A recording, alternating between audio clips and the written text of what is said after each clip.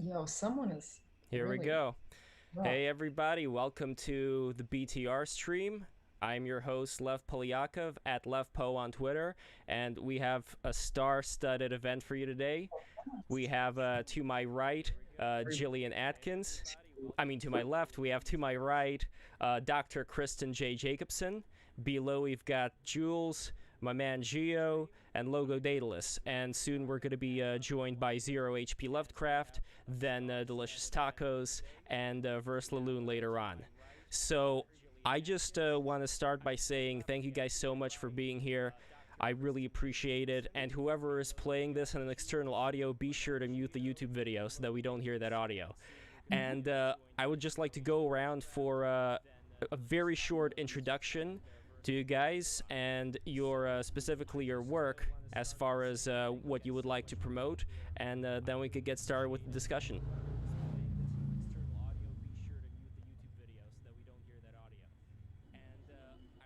You want to call on people so they know the order? Sure, yeah, let's go with Jillian first. Yeah, just 1 second. I think people are saying the frame rate is a little bit weird if you look at the Yeah, live stream. it does say dropped frames detected, but it said that before, so I think this is just one of those things that's going to eventually correct itself. It's not Okay. something that I have any control over. It's just OBS and YouTube.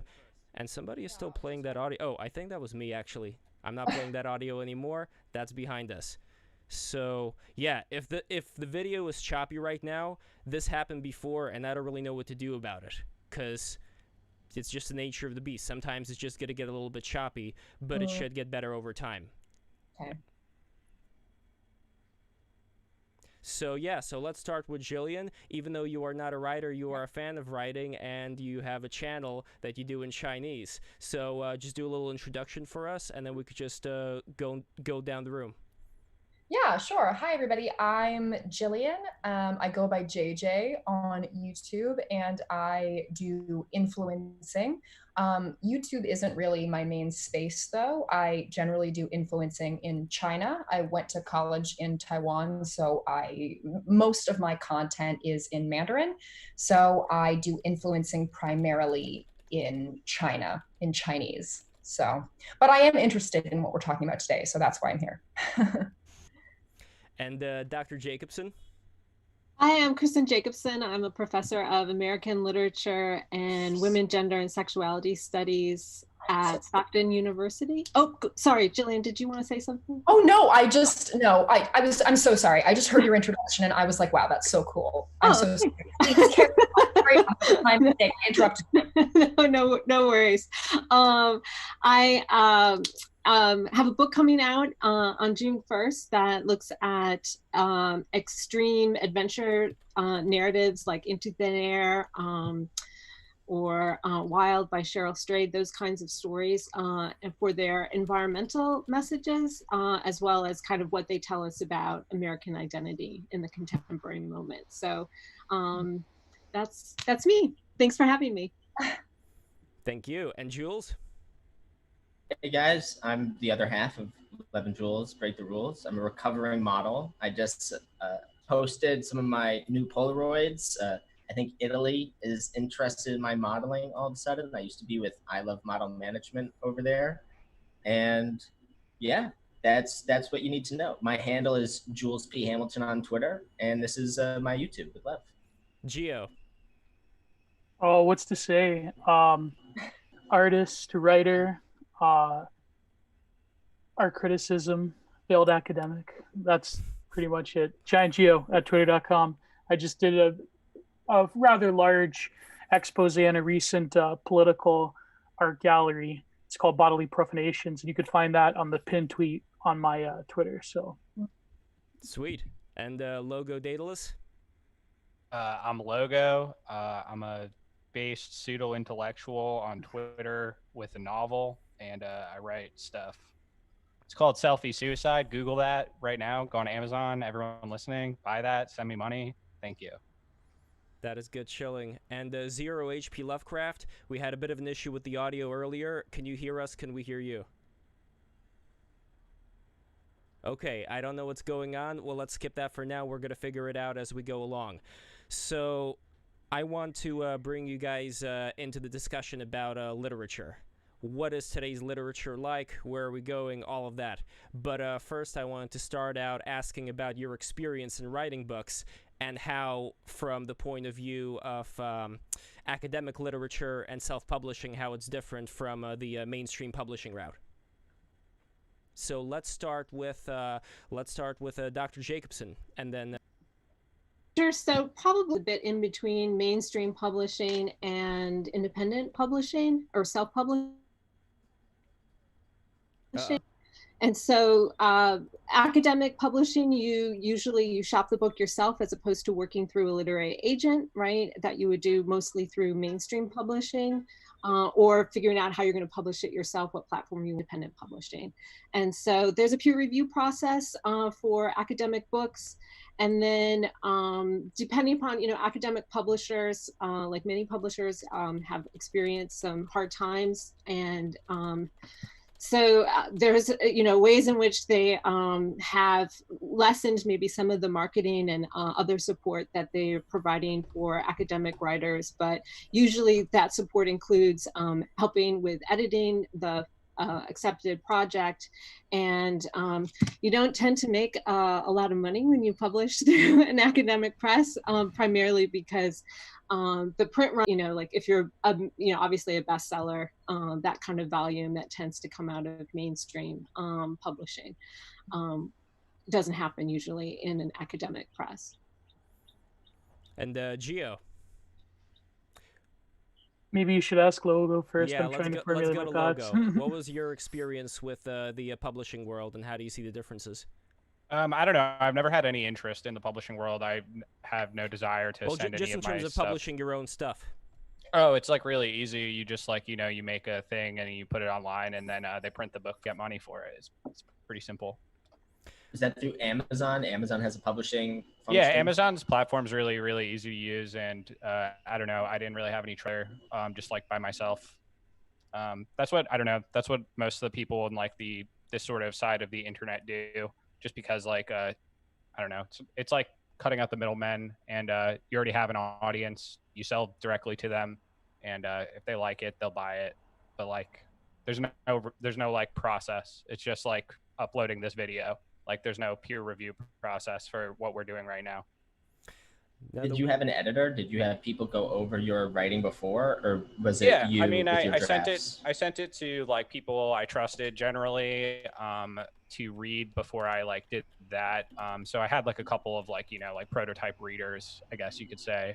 But yeah, I don't know. I've just been doing it myself pretty much.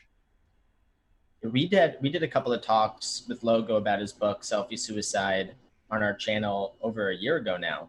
And I remember listening to when you guys were doing the Autistic Mercury or the Tech Wars. I know that's been retired. I was listening to H.P. Lovecraft at one point and Delicious Tacos. They spoke about some of these. Did you have similar marketing strategies to them? At one point they were talking about getting girls to pose with the book and doing that things was very like much that. that was very much based off of how Bronze Age Pervert marketed his book. It kind of works more for Delicious Tacos, considering he writes a lot about I don't know, sex, I guess. So yeah. Having a hot girl hold this book is probably good selling for that. But I just write kind of experimental fiction, so it's not that would really do much. I don't know, maybe someday I'll do that, but I didn't really have much of a marketing push aside from just shilling it on Twitter and going on stuff like this to make people interested in it, I guess. It'd be better to have David Lynch hold your book up. Yeah, what I really want is David Lynch would be great. We could get David Lynch to read it. Just that would be great. Just weird people reading it, or I don't know, people post pictures of the book after they buy it or whatever, and I'll retweet that. But honestly, the kind of marketing aspect of it is very far from my mind. I mostly wrote it because I felt compelled to write it. Now, in academia, I don't know how common this is, but I noticed that there's no digital copy of your book, Kristen. So I really wanted to read them, but I can't find a copy that I could just download and read on my e-reader. So can you tell us a little bit about why that is? Well, you will be able to get an electronic copy once the book actually doesn't come out until June 1st. And you can purchase an electronic copy, but open access is really something that I think academic publishing is still trying to figure out how they can make research accessible, while at the same time support the publishing industry and the library and database industry that's connected with it. And so because I'm in that institutional setting, where I need to publish through through a peer review process. Yeah, the way that you can get the book for free, so to speak, is to be a reviewer, or be someone who's considering the book to assign in a class or something like that, and then you could get an exam copy through the press. What Would you goes in? be would you What be able to get it at a library? Yeah, so again, once the book is available, yeah. What goes into Oh, the? and I should say the first book I wrote, I think it only came out on CD because it was kind of before ebooks were a thing. What goes into the pricing of your books? The press sets the price. So to be honest, it's to cover their publication and marketing costs and their overhead at the press. So I wanted to move on to my next questions, which is what direction has contemporary? Really know how much like status signifiers in some way, or just like kind of like it's kind of like a cargo cult of like a literary culture is how I look at it anyway. But as far as or like there's a lot of like there's a whole MFA culture as well. There's like a lot of like literary subcultures, but I don't think there is a mainstream literary culture anymore, at least not in the last like decade or so. I would say like maybe the 2000s were probably when that still had some sort of cultural command, but I don't know. I don't really feel like contemporary authors are like as big of personages or like celebrities as they were in decades past. By the way, guys, I'm sorry to interrupt. This has been, as far as the stream goes, the worst connection ever. I don't know if it's going on from OBS. I don't know what's happening. I don't know if people are trying to shut us down. It's back right now, but it keeps going in and out. What I'm going to do is I want to end this stream. The YouTube link is still going to be the same. What I'm going to do is I'm going to create another stream from within Zoom natively and see if that's going to make any difference. So I appreciate you guys' patience. Just hold on one second. I'm going to stop. Would that interrupt the continuity on YouTube? No, it's not going to interrupt the continuity on YouTube because it's still the same YouTube. Okay, so I'm going to send a message.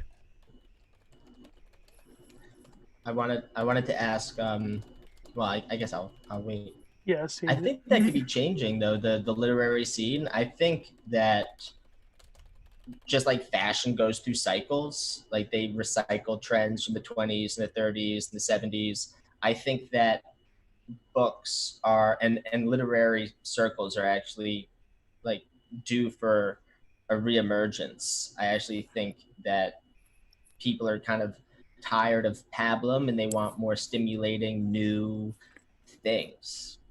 Yeah, I don't know. I feel like just general literacy is declined in general. I feel like people are like incapable of reading or think of it as a huge chore or of some sort. I don't know. It's like pretty well maintained by like I don't know, the trends in pedagogy, especially that like reading is, especially fiction, especially like complicated fiction or especially like difficult fiction, is like extremely looked down upon, I would say, and like kind of stigmatized. Like I don't really see that happening, honestly. I don't see a future for that.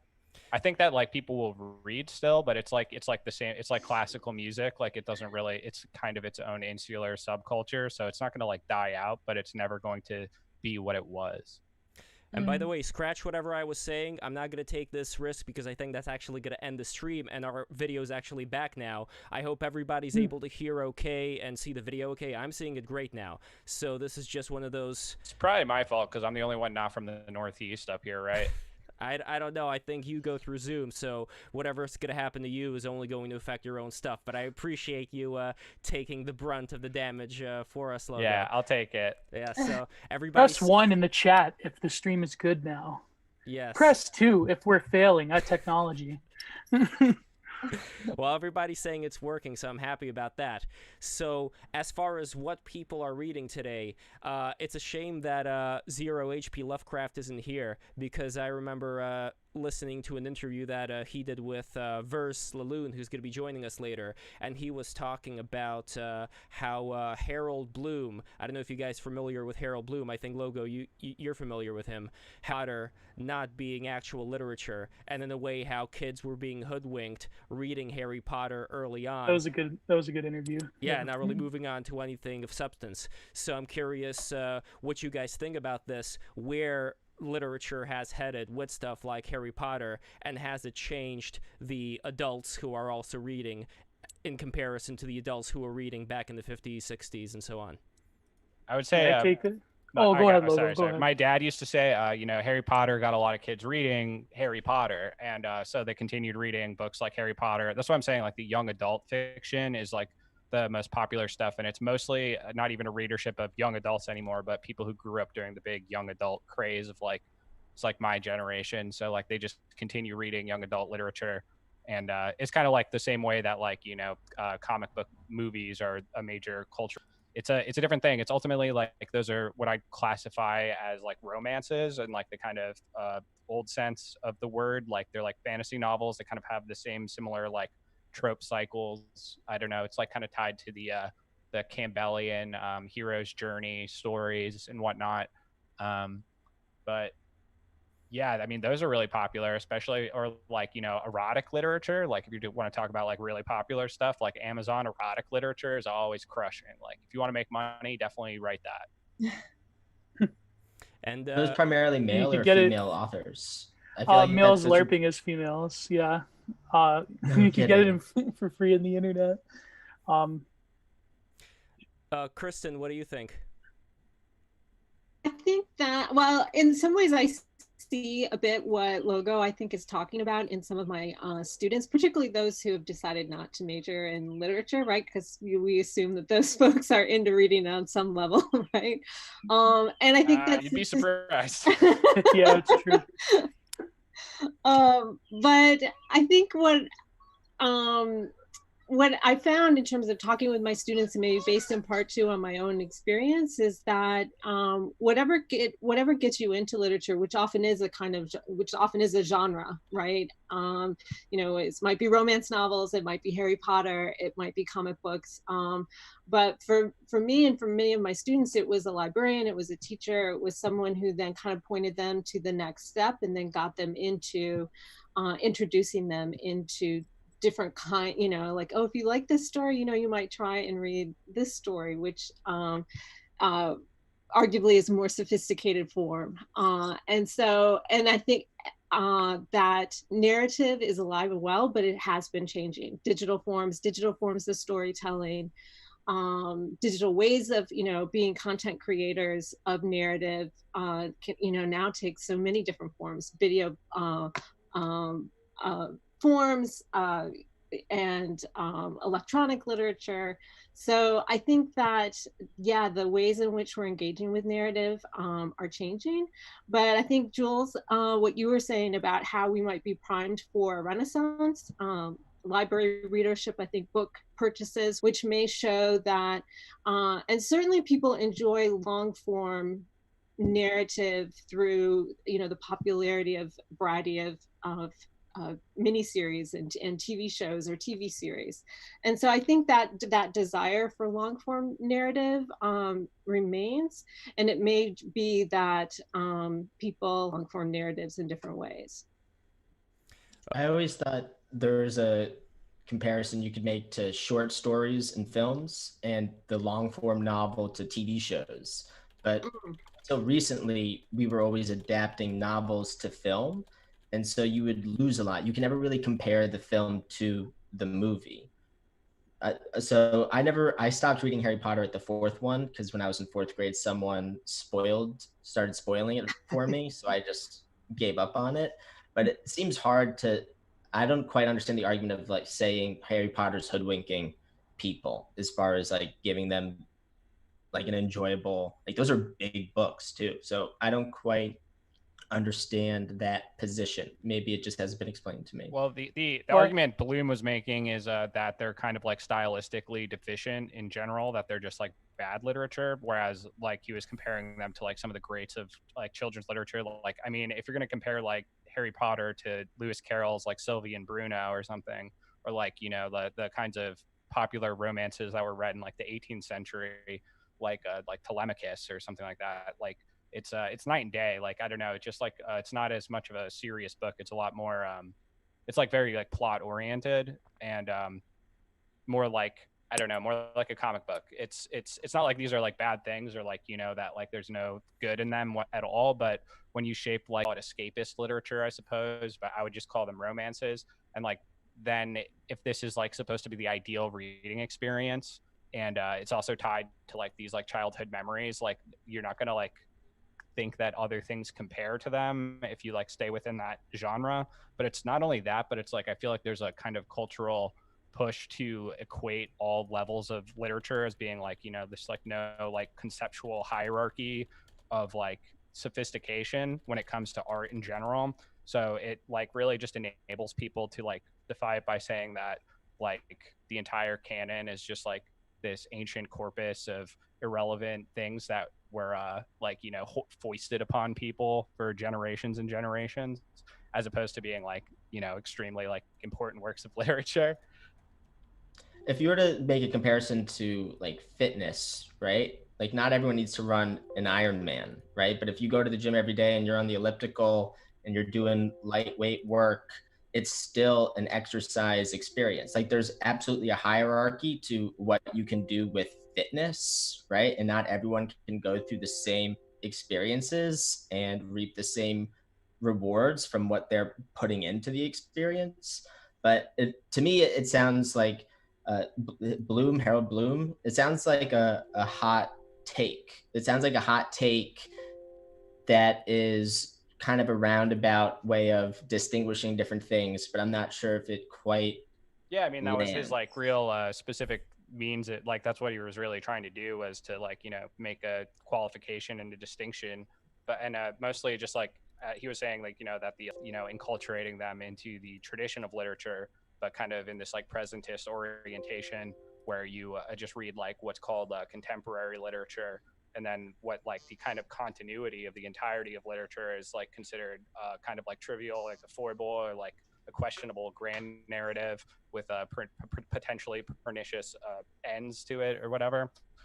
So like this is like tied to just like the general decline of education in general when it comes to enculturating people into these sorts of difficult things. I mean, if you look at like the syllabus of like a school from the 18th century, you know, like people were reading Greek and Latin, and we haven't done that in a very long time. But even in like the 20th century, you know, you're expected to like read a lot more than people do now. And if I might add to that, I think that to further Logo's point, I noticed that there's a similarity in the academic world, in the academic world of literature, in the art world, in that at no other time has there been a sort of a dissonance or a lacuna between what is considered, shall we say, the mainstream of a one particular institution, whether it be academia or the art world or so forth, and what most people are consuming, or what we would call the culture industry. I think to address Jules' point, the problem with things like Harry Potter, in my world, you could compare, for example, the appreciation of Bob Ross to landscape painting in general, in that people do not transition to the other quote unquote higher aspects of culture because things are very easy and flattened and laid out for you. And because literature lacks a sort of, what would Harold Bloom say? You know, he said if you want to incorporate more contemporary experiences that haven't been showed in literature, why would you want to include bad literature in that just because it's has a quote unquote social use value, or what he called a social utilitarian value to them. So we could say that a lot of literature that gets promoted in, for example, MFA circles, they do have somewhat of a very specific, narrow, and ideological use value, but they don't have a relevance to, say, questions of eternal worth in terms of the Western canon. And you could see the art world suffers from this as well, in my experience. And in academia, granted, I was only at the master's level, but I noticed that if, Logo mentioned about literature that's experimental, and I believe David Foster Wallace said something similar, that there's just no market for it. What I think is that there is a market, but it's going to take a lot of authors and thinkers and writers that are tough as nails to stick it out on their own with self-publishing. Because if you want to support a really crazy, out there, weird author or artist, you're going to do it. But the problem is that there's no institutional backing. In fact, I would argue that the institutions are hostile to this sort of self-publishing route, because it means that their peer review process, which they do monopolize, challenge is why I think there's such a grand chasm between what people consume, which is utter trash, and what is thought-provoking and interesting intellectual, but is so walled off from ordinary people, whether it be in literature and academia. So sorry, I had to ramble that point a little bit. I'm curious about Kristen, your response. What do you think? Well, part of it is that, the way that I'm not, I'm not an MFA, or I'm not a creative writer. I'm a person who's looking at the scholarship. And, I would say that, I'm thinking about our own creative writing majors, and when we bring alums back, and we have a publishing panel, we always have students who or former students who are self-publishing, and we talk about, on the publishing panel, it's always one of the questions, what are the advantages and disadvantages, and why did you go this route? And I think many of them pointed out just some of the things that you all were pointing out about the advantages of self-publishing in terms of cuts out the middleman. They're able to control their content in ways that they wouldn't be otherwise. They have, in many ways, a kind of fan base already. And so I guess maybe this is more particular to my institution, that we're, in our we primarily undergraduate, in the undergraduate students that I engage with, we're saying this is an opportunity. You don't have to get, MFA provides you with a structured writing regime, but if you can do that on your own, you'll probably come out of it with a lot less debt than if you went through an MFA. But then you also end up with, you have this ready network of cohort of writers too. So, I think there's advantages and disadvantages for working inside or outside the system. Oh, sorry. Yeah, sorry. No, I'm sort of rambling, so please. I was just curious because we were talking about like merits of literature, and the only time I've ever heard someone make that criticism before is talking about Ayn Rand's writing. They'll say she's technically not a very good writer. She's a bad novelist, right? But yet her books sell a lot. Is that a comment or critique you've heard before? I feel like that's a common one leveled on Ayn Rand specifically. She's in the exact same tradition I'm talking about, right? Like she wrote like romances. You could call them like industrial romances. And I would say my friend Jack from the Perfume Nest, when he was saying that, she wrote soap operas. I've heard that critique. She's honestly like not a writer that I've read. So, like we all have those blank spots. So I can't really comment in any sort of detail, but I have heard that critique leveled against her. She is someone who's sometimes assigned, sometimes I've seen her on syllabi, I've not seen her assigned for some of those very reasons. I would say that, I'm putting together a syllabus that's looking at contemporary American literature. And one of the things that I was trying to do to think about a range, to try and represent as much as possible when you're only going to read at max 7 novels. what does the, you know, kind of what might be a diversity of a range of different writing styles, different perspectives, different kinds of genres, even as we're looking mostly at the long form. And so I was looking for something that would be, you know, pretty experimental, and really maybe more on the what we would call sort of high postmodernism, in that, you know, it's highly referential, uses a lot of irony, would probably be considered a more difficult read by students.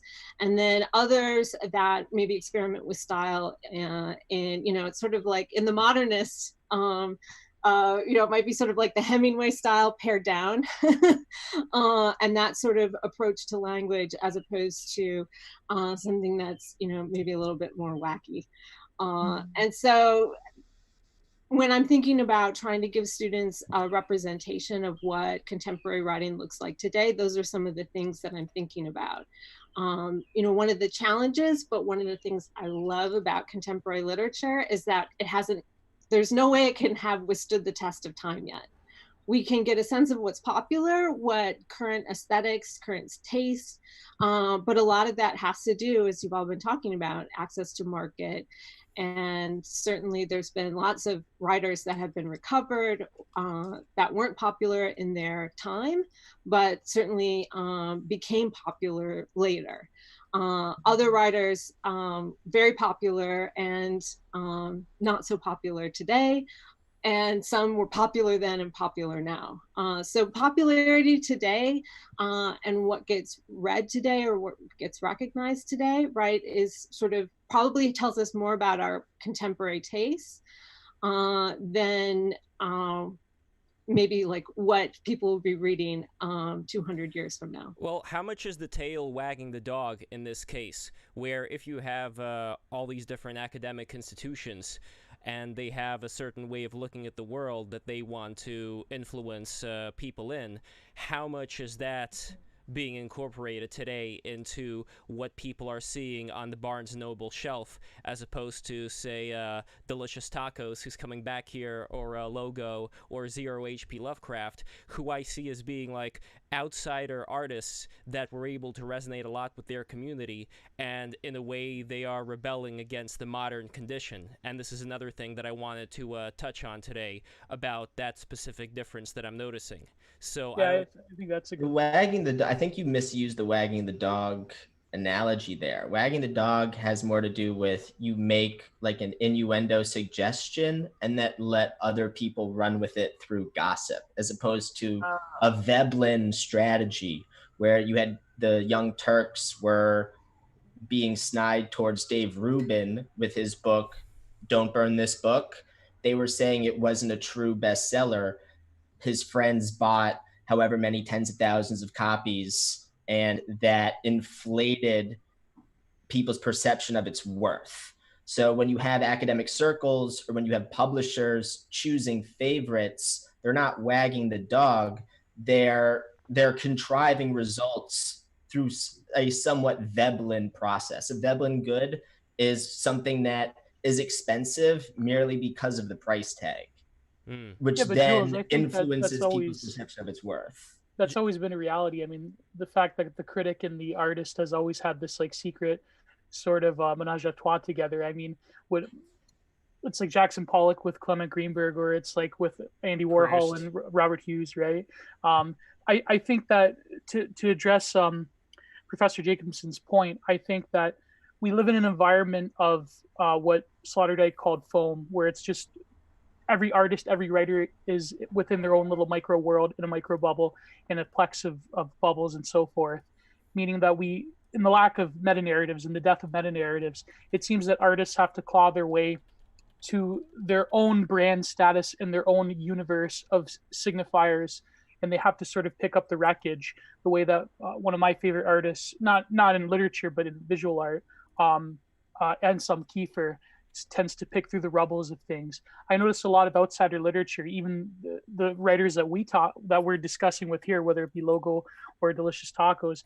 I noticed that a lot of common themes that grate against the norm of modernity is precisely this sort of recollection of a greater time, of meta narratives, but also on a more personal level, figuring out this sort of terrible wreckage. And I think that this goes to the disconnect that I was talking about in the literary world and academia, in that it seems that a lot of artists, a lot of writers, they don't have recourse to a sort of common theme or experience or something, let's say, on a more meta level.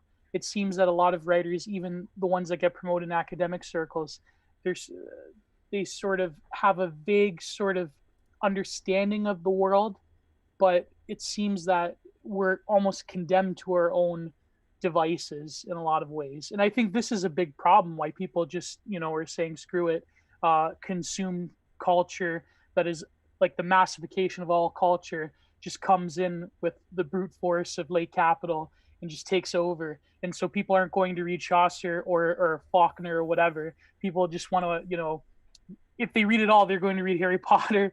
And even that is probably a bit of a stretch for a lot of people, right? So it just seems that I think there are larger forces at play that make it extremely difficult for artists of all stripes to actually have a recollection of something that is a unity, that is uniting their experience with the world, and from there you could slip into meaning. Again, another Robert Hughes quote, but yeah. Logo, any thoughts? I wanted to ask Logo. Moby Dick was a flop when it came out, Yeah, right? I mean, I was mostly going to say that this has just like generally been the case with artists in the market, except with like elite patronage generally. Like, I mean, even like Melville, the reason why Melville is popular is because his early books like Typee were kind of about his travels in like Polynesia. So he actually has quite a bit more in common with Delicious Tacos, or like Matt Forney with Bang the Philippines. For the appeal of his early books was that they were like travel books, and they were specifically about like, nubile Polynesian girls who were very sexually loose. And that was like Gauguin and real... painting, like Gauguin, yeah. Yeah, exactly. So that was really like the kind of appeal that made his writing popular in the first place. And whenever he wrote like his like good works that we still remember, those are the flops, because that's not what sells. Like literature in general, or like, this sort of thing is not what's wanted by the market. Yeah. Well, what are some of everyone's favorite novels? I'm just curious, Jillian and Kristen and Gio. Logo, I know Logo loves Thomas Pynchon. He's telling everybody to read it all the time. So that's why I was curious, and everyone's favorite novels. Well, I don't know who to start with. I'm not going to say mine yet. I still have to think about it a bit more, dealing with these. I can go off the bat. I mean, my favorite book, and this will probably never change ever, is Nabokov's Auto, which is one of his like later works. I think it's his masterpiece. It was kind of panned at the time, also, even though like Lolita and Pale Fire were extremely successful. It's like a kind of science fiction-y family chronicle set in an alternative history America, in which France, England, and Russia equally colonized it. And it's got like this whole like metafictional conceit. It's just like a fucking beautiful book. It's like nothing else I've ever read. And it's just really rollicking read on every page, and it gets better every time you reread it. That's like the mark of a good book to me, is if it's better the second time. And that's a Nabokov book? Mm-hmm. Yeah. Okay. Kristen, what about you? What are your favorite novels? I have to think about it too. It's so hard. It's so hard. And I sometimes it's what I've most recently taught, because I've really gotten to dig in with it. So this last semester I taught Toni Morrison's Beloved, and she is really one of my favorite novelists. Another book that I think has really has stuck with me, and I think I've only taught it once, but students have come back and said, I still can't get this novel out of my head, is Louise Erdrich's The Roundhouse.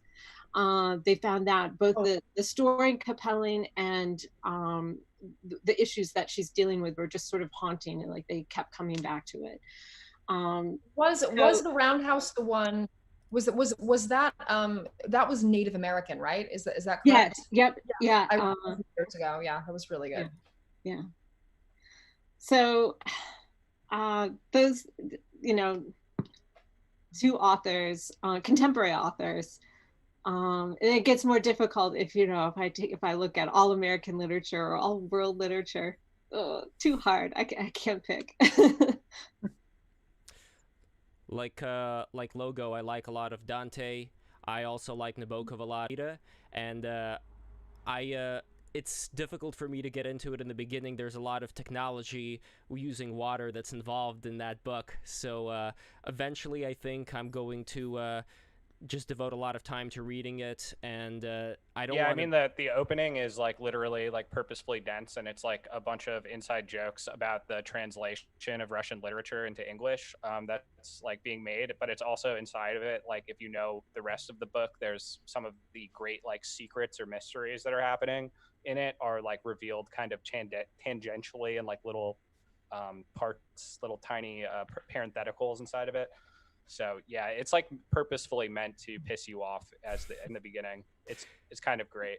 I wouldn't say I'm pissed off as much as just it feels like I'm going through just like a gel wall, just like everything is slowing down a bit, and I just have to just take my step and make sure I understand everything that's going on. So it just feels like I'm in a mire that I know that there's something eventually that I'm gonna get to. But that is, like we were talking about before on Twitter, put this wall in front of you so only those who are worthy are going to get into the gooey nougaty sender. But other books that I really enjoyed is War and Peace, and also Anna Karenina. Those are really good. And yeah, I'm a big fan of Russian literature as well. And what about you, Jillian? Oh, so I wanted to say Toni Morrison is my all-time favorite author. I think there are a few times in your life when you read something and you just automatically know this person has a ridiculously high IQ. She's, I mean, an absolute genius. Beloved is one of my all-time favorite books. I'm such a huge fan. She's a genius. Everything she writes, genius. Just the way she conveys is genius. But I would say besides anything by Toni Morrison, probably my favorite novel. I don't read a lot of fiction. I'm generally more of a nonfiction person, but I think All Quiet on the Western Front is a book that really resonated with me. I thought it was absolutely incredible. I've tried to read. I recently took Lolita off my Goodreads because Lolita was too. I've tried to get through Lolita twice and I still haven't finished it. I actually loved reading it. I don't know why I never finished it, so that's why I did take it off my Goodreads. I'm like, I have to finish this. But I love this quote from Nassim Taleb from his book The Bed of Procrustes, is a collection of aphorisms. It goes, for pleasure, read one chapter by Nabokov. For punishment, two. That's clever. Fair enough. I guess I'm a masochist. Well, there is that whole idea going back to Harry Potter, right? Like if something is so easy that all the kids are getting into it, maybe there is something to there being these much harder, denser books that actually works out the mind. I don't know, Logo, would you agree, disagree? Yeah, I would say that like the whole purpose of like reading something like that or like difficult literature is like to it kind of teaches you how to read it by the process of reading it. I just remember like going through a lot of these when I was like 15 or so. I was like reading like Infinite Jest, and it was like probably the most difficult book I had run into at that time. But in the process of reading it, I like developed a lot of my ability to read, and I learned a lot of things just by like there's a ton of allusions and stuff that I hadn't known anything about. So in order to like understand the book, I then had to read more books, and that sort of like web of associations that like throws that where like you feel like you haven't actually read the book until you've like understood the various references and context within it. That sort of is like its own education in itself, whereas like there's other books that kind of like stand on their own, I suppose, or like aren't as densely nested in like the web of the entirety of literature. So like they don't really push you towards anything else. There's like some that are kind of, it's like I don't know how to describe it, but they're kind of like divorced from the tradition. They're like on their own. Is this a world in the way that you painted your book Selfie Suicide, where people are not reading books in selfie suicide, and the artists have, not to spoil this book too much, but art is reduced to someone sitting in their own room and just doing something that any normal person would do, kind of like someone was making a comment about flat art. I don't know how many people here are familiar with that. We're in it right now, man. Like, look, we're all in our little cubes. And people are watching. True, yes. You've predicted the future in that sense, but at least we're talking about literature, like, I don't want to peacock it too much, but still. Well, there is a literary existence like in the book, but I don't want to give away too many of like the kind of subtleties I tried to put in there. But with the two fragments that frame it, there is an implied author of those, which is not the same as the author of the middle text. Just to wrap up Gio, did you share your favorite novels? No, not yet. No. I'd love what to do you hear, love? actually. Well, I'm with. I would love watching Lev have like 6 children and like then dividing cookies among them, so they're not like, hey, my piece was smaller, my piece was One of my bigger. children has been glitching out this whole time, so that's the child that I'm devoting the most energy to right now. But yes, Gio, I would love to hear your. Well, I'm like Mormonism training. I'm like Jillian. I'm more of like non-fic because I'm such a theory cell. Like all my favorites are like theory cell totally. A lot of like Herman Hesse, like Glass-Bead Games, Siddhartha. When I was younger, like I read like an amazing book. It's one of my yeah favorites. Sorry to yeah. interrupt. It's an amazing book. Well, when I was younger, like I really took a liking to Cormac McCarthy, like The Road. It was like I was obsessed with that book. What else? Like Foucault's Pendulum. Like again, like theory cell books. I'm currently I want to. Don't like, downplay those. Like you're see what you're doing. Like those are actually good books. Like yeah. Those aren't even theory cell books. Like theory cell books would be like if you were saying that like your favorite book was like Deleuze. Yeah. You're right. Like or even like a philosopher writing a novel like No Exit or something like that. Which No Exit had its like up and downs. I want to write a review. Maybe I don't know who I would shop it to, but I want to write a review on The Blind Owl. That's like one of my favorite, like OG Doomer Black Pill, one person narrative, right? Yeah, like that's probably my current favorite would probably be Blind Owl. I was never much for like sorry for fiction. I read quite a bit, like some sci-fi here and there, like We by what was his name? Zema Otten? Yeah. Like all this, like I read Island by Huxley and things like that. But yeah, so anything that has like a lot of like speculative stuff, I'm pretty into. So my favorite books growing up were the Goosebumps books. I know we were all trashing Pablum earlier, but well, I for remember Canadians, up, it was Alone in the Dark. So. Or about Animorphs. Goosebumps was the best. It's sort of like I definitely have books now that I like a lot more. And if I go back and read the Goosebumps books, they obviously won't be the same. But I'm not sure if anything can match my experience as a 12-year-old reading Goosebumps books. Just the enjoyment I got and the dreams I would get and how that like would play into my creativity. It's just unparalleled. But let me mention something now that I have the opportunity. When I was a kid, I was in 6th grade. I had this amazing teacher, homeroom teacher. And she, in between periods, would read like a lot of Lois Lowry books, like The Giver, Gathering Blue.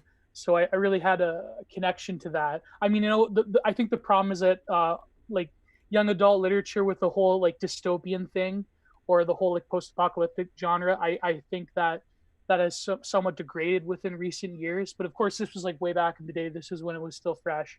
But I think that the genre itself has this sort of fascination with the post-apocalyptic for a reason. It's almost like a thirst for annihilation, a Thanatos sort of impulse that people have, and I think that's like really telling. But of course, even our visions of collapse, I think, are being polluted by the present. As we have polluted the past with the present, our visions of a terrible future are also being colonized by the present. But when I was a kid, I loved those books by Lois Lowry. So yeah. Heart of Darkness is one of my favorite books. I haven't read it in over 10 years, so I don't normally cite it. I usually just go to some of the ones I've read recently. Lexicon, which was an NPR best book of the year. Wool by Hugh Howley. I hate following his Twitter. It's a masochistic experience for me following Hugh Howley's Twitter. But his book Wool, it's like such supple, muscular writing. It's so well written. It's about these people that live in a silo and like you can't breathe the air outside. And Oh, I think I've heard of that there's a one. hierarchy in the silo, and there's all this like controls on information and suppression of information. And it's a really brilliant story. I really recommend. I think HBO or someone just picked it up to do the adaptation. Bonfire of the Vanities, Tom Wolfe, The Best, and The Fountainhead. I don't know why people see. I'm low literature as far as this group goes. Like I like some pablum, and my mom loves those romance novels with the hunk on the cover and stuff. And my dad likes reading things like War and Peace and Anna Karenina. And so he's always wishing they could read more things together to talk about. But sometimes, like not everyone's into a book club. I feel like there's a lot of similarities. I always wanted to do a skit with Never Sad called Book Club, which is a spoof on Fight Club, right? But I don't quite know how to make I the work out at the puns gym. work. I mean, I work out at the library, sort of deal. Right. Well, Gio, you were talking before about the future, and I'm curious what your thoughts are on that, because I remember in that, and again, I wish he was here with us right now, but Gio H.P. Lovecraft in his interview with Verse was talking about how a lot of sci-fi writers, even though people think they're talking about the future, they're actually talking about their reaction to what they see in the present. Yeah. So I'm curious what you have seen as the reaction to the present, both in mainstream literature and a lot of the extremely online literature, and also in academic literature, because a lot of the things, and again, I really wish I could have I read some excerpts, Kristen, from your books online through Google Books, but I wasn't able to get the whole thing. So you also have a different way of looking at the future as far as family structure and things like that. But let's just go in order. Gio, I'm curious what you think, then we can go to Kristen and then Logo. So yeah. Well, it's funny in my hand right now because I'm writing this article on the realities of pandemic life, inspired by Giorgio Agamben's recent writings about the response to the. I'm not going to say the corona because maybe YouTube might screw things up, but this book it's called Blast, Corrupt, Dismantle, Erase. This is a good one about dystopian literature. That's pretty like semi-mainstream. I think that, by the way, highly recommend. He's not here. I wish he was here because he's my boy. Zero H.P. Lovecraft. Look up his recent work called God-Shaped Hole. Please read it. It's great. Oh, yeah. Blow your mind. Follow every single WordPress link that he puts there. It's incredible. It's like little stories within stories. Oh, it's amazing. But I think that's a good example. The reason I say this is because in his universe, he really takes the present and like hyper reifies it to the point where like women have sex bots, men have 3D interactive sex bots, and we all live in this consumer capitalist hellhole. And we all live in virtual reality where we get to change the environments around us, and it's terrible. We don't know what reality is anymore. Yeah. But I think that's important because what I mentioned with young adult fiction literature, and this isn't my point. This is, believe it or not, comes from this really good article by Sam Kress about young adult literature, where he talks about how it's basically colonized all of literature because within it is sort of a conceit or an impulse towards a total annihilation. It seems that futurism and the science fiction in general just leads us to a sort of apocalyptic event that isn't conducive to the futurism or the now retrofuturism of old. Even cyberpunk suffers from this. It seems that we have a fascination with collapse and with dystopia for a very me being a Jungian, I believe there's a very deep collective unconscious reason for this. And I think that when it comes to our view of the present, we have to acknowledge that our propensity to sort of prophesize what the future might look like, it seems that the present has sort of layered over our collective imaginations, and we no longer have great writers like Jules Verne or other science fiction greats that have predicted so much, even like Gene Roddenberry, right? Because I'm a Star Trek kind of guy. I think that this is a problem that we're facing now, and that we have to reconcile that. What does it mean that kids that are starting their experience within the world of literature and reading and even philosophy and so forth? What does it mean to start off from a point in our cultural moment that is so heavily dependent on a view of a future collapse, whether we want to welcome it, which is doomsday optimism, or whether we want to say that our collective psyches are yearning for peak experiences beyond the present, beyond modernity. And maybe, who knows, this might be a shelling point for something later. But I'm just rambling right now, so I'm going to cut myself. Whoever wants to step in, Kristen? Oh, sure. So I think I'm not sure if this is exactly or completely in the direct. I don't want to put words in your mouth, Gio, but I think maybe one point of connection would be that there is increased interest in, I think, more writing that deals with climate fiction and climate writing. Literature, yeah. Yeah. And so I think that that's something. It'll be interesting to see if we have. As scholars looked at, how has writing changed after 9/11? How once we get through the pandemic, how has writing changed, or as has the pandemic affected anything in terms of how we can look at contemporary literature or think about narrative. So I think that those might be things. I think maybe also, as you were talking about, that there is an increased interest, and in fact, maybe but I would say interest has always been, book sales have always been in, genre, whether it be Westerns, science fiction, fantasy, have usually outsold what we would, call literary fiction. And now I think in part maybe because of postmodernism and how it mixes genres, that there's writers who are really interested in capturing a genre, maybe readership, but also incorporating some more of the experimental elements. And so broadly speaking, I think some of those are trends that I would expect to see continue in contemporary literature. Well, what do you think in particular of this sort of comment that young adult literature has sort of colonized literature in general, that maybe with postmodernity there has been this collapse of sort of the high and low art that people like Adorno talk about? Yeah, I think that bookstores and I think readers like the classification because it helps them identify a text that they want to read, and maybe even an age appropriate. But just as there's so Little Women is a young adult novel which I still really love to read and enjoy teaching, and I think that there's young adult fiction that's being written today that falls into that category too, even as some of those categories are collapsing, and maybe even as writers often resist maybe being put into a category. I'm just looking because I've been thinking about this book. Sometimes this is considered young adult. Jessamine Ward, sorry, you're probably seeing it backwards. Salvage the Bone, sometimes it's considered a young adult book. Sometimes it's considered, those categories are going to continue to be political, I guess, is kind of what I'm trying to get at. I think it's just more of a case of what Wyndham Lewis described as the Peter Pan society, which is just the prolonged adolescence that exists, and the concept of adulthood being so alien now that people use it as a verb to describe doing basic life necessities like taking out the trash and cooking.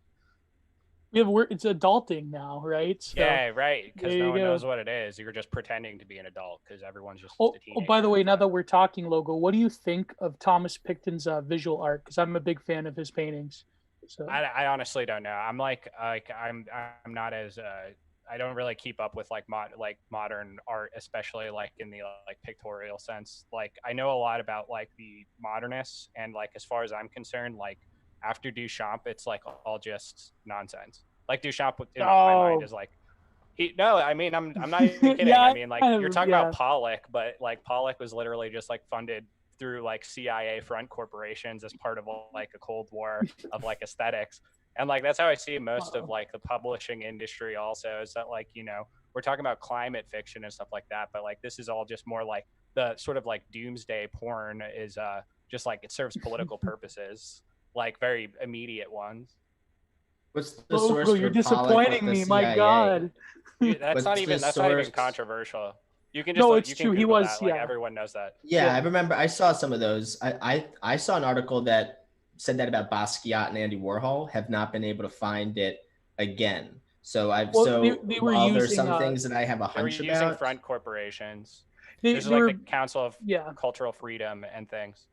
they were using it to distort the what would you say, the symbolic and visual plane of Soviet realism at the time, because after I believe after the 50s, Stalin kicked out all the Soviet modernists that had a lot of like pro uh, Soviet Yeah, propaganda, but they were all more gone. so Yeah, the Obeiru, which was the autonomous art like collectives, which was just like yes, people basically doing self-publishing. Like they were the first ones to go, but that was like yeah, like Malevich and like Daniel Harms and Harms all is those great. writers. Very humorous writer. yeah. And Very sad life. Yeah, unfortunately. But Kristen, I'm curious what you think about the climate alarmist porn situation. Like, do you see there being literature that talks about climate in that sense? Say that one more time. I'm not sure. So, Logo, how would you describe the climate porn you were talking about? Logo? Like what I'm saying is that like like we're talking about Gio was talking about, right, the obsession with kind of post-apocalyptic or like looking at like the collapse or things, but these are all kind of like these also serve as justifications for the like control society fundamentally. Like Yeah, climate change is always used as a means of justifying like austerity and fundamentally like eugenic policies of like like limiting the amount of children people can have, or limiting consumption, or like like trying to like rebrand what is a fundamentally austerity as being like this kind of voluntary like ethical consumer choice. So the memes of get in the pod, eat the bugs. Isn't that similar though to? Can you draw a comparison to you called the the prolongment of adolescence? To me, it seems like there's this Victorian. It's all tied together. There's Yeah, this it is. Victorian conception of adulthood, which is like very similar to the adults in the Scarlet Letter, where everyone's kind of, they're not necessarily Puritans, but they've they go through a lithium of life. So they stop feeling the highs and the lows. And a lot of times it's because it's been codified out of them. Like it's socially unacceptable to allow yourself to experience highs and lows that are traditionally more tolerated in the youth and adolescence. But part of this stuff with when you look at these modern artists who are like big in the deconstruction, part of it seems like it's playing with this like termite elephant art dynamic, where if elephant art is supposed to preserve something, termite art is trying to break away at something. And a lot of art, I think, actually does both of these things simultaneously. But I think that we're going through the end of the Victorian era still.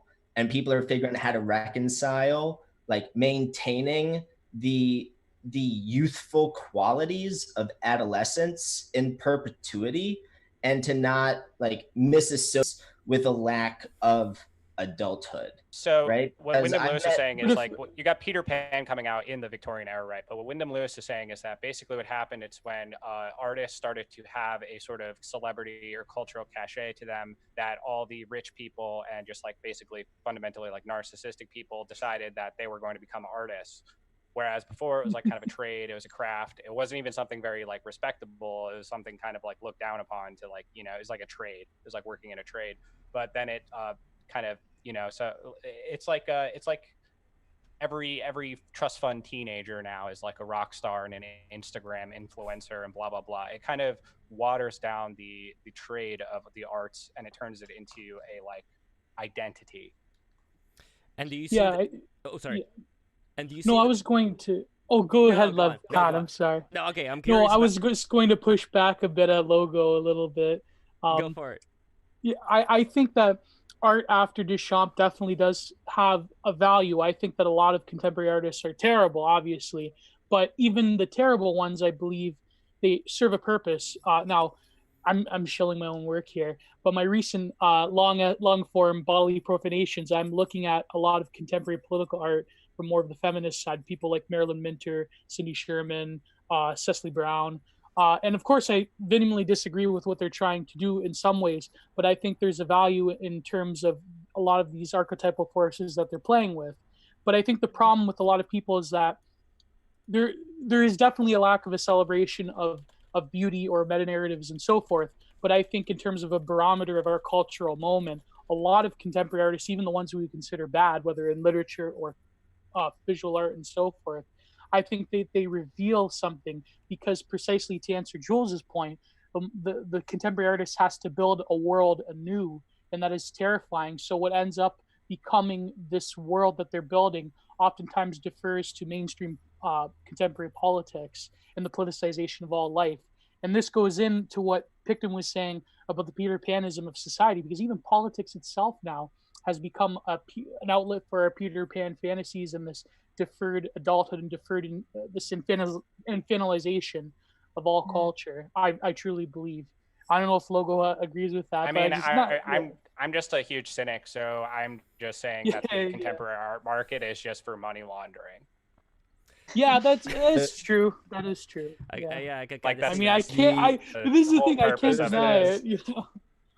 Yeah, there's a lot of Like mechanisms. it's because the- like the you old could, like I'm painter, not saying people aren't Odelin- making art, but it doesn't like the gallery art, like this whole sort of like this whole zone of art is what I consider to be like the fake art. Like the real art really are the like random people making art who like feel compelled to do.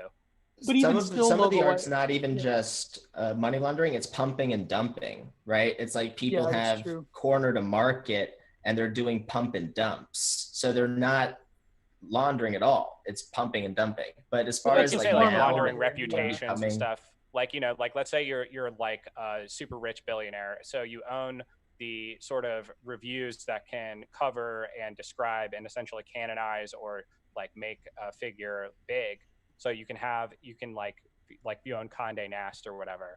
You can have reviewers go to these events that you set up in your own places and, you know, elevate the profile of these things. You buy the art low, you sell high. So like the kind of money laundering, like pump and dump schemes, like it's all like kind of tied together. I mean, it's all happening at the same time. Money laundering is when you have a lot of money that you're not allowed to claim, and then you launder it through a business. Like, so like, while I understand people that probably have no idea how money laundering would even work, like think that's how it would work, it's actually not. Like the art world is primarily, I think, a pump and dump scheme. There might be some launderers that are doing laundering so many other ways that they can also launder through the art market.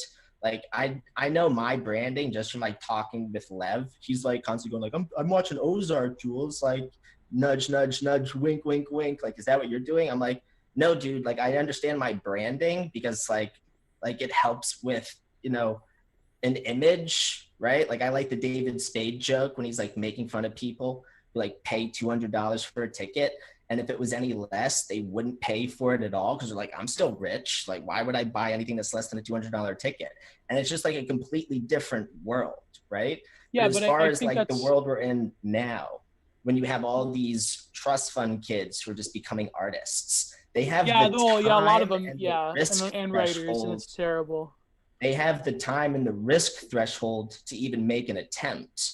Like if you look at one of my favorite French painters, Odilon Redon, the only reason he was ever able to be successful is because he never had a traditional job. He was able to like stay at home and just do whatever. Yeah, that's true. But I think what Logo, by the way, he's one of my favorite artists as well from the Symbolist painters. I think what Logo means is that the art world is incredibly controlled by capital, and it's true that they're using it for pump and dumps or money laundering, or this one family in New York that artificially inflates the value of Andy Warhol prints and things like that. But I think even beyond that, even outside art or people that are doing art within the Instagram age, I think that's another problem entirely, where people are just doing art to get clicks and pretty pictures. The pretty picture industry has sort of dominated our consciousness if you look at Instagram. And if this happens with every venue of art and literature. I think that's the other side of the coin, is that you have on one hand, you have massive capital, the professional art world, the academic body hear what you're saying. It just recently started. Yeah, I don't know, like, how often have you guys had these kind of problems in these with these